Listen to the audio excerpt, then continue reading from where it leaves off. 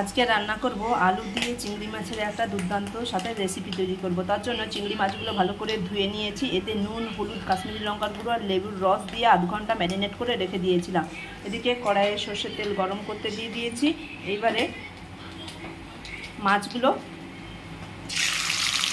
Just 15 second থেকে 30 সেকেন্ডের মতো ভেজে নেব। মাছগুলো ভাজা হয়ে গেছে, এবারে এগুলো উঠিয়ে নিচ্ছি।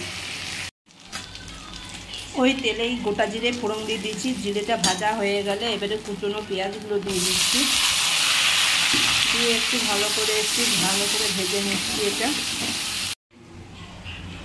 পেঁয়াজটা ভালো করে ভাজা হয়ে গেছে। এরপরে হলুদ গুঁড়ো, কাশ্মীরি লঙ্কার গুঁড়ো দিয়ে দিয়েছি। আর এখানে হচ্ছে টমেটো, আদা, রসুন, কাঁচা লঙ্কা একসঙ্গে পেস্ট করা আছে, সেই পেস্টটা দিয়ে ভালো করে মশলাটা একটু কষিয়ে নেব। মশলাটা ভালো করে কষানো হয়ে গেছে। এরপরে এইটা একটা সর্ষের পেস্ট দিচ্ছি। 2 রকমের সর্ষে আছে, কাজু আছে, সর্ষের তেল আছে আর নুন দিয়ে এটা পেস্ট করে রেখেছিলাম, সেই পেস্টটা এবারে দিয়ে দিচ্ছি।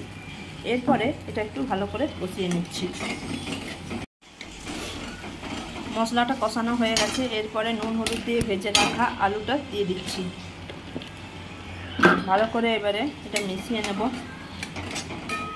তারপরে এতে একটু পরিমাণ মতো জল দিয়ে দেবো। আলুটা সেদ্ধ হয়ে গেছে। এরপরে ভেজে রাখা চিংড়ি মাছগুলো দিয়ে দিচ্ছি। আর এর সাথে একটু কুচনো ধনেপাতা দিয়ে দিলাম।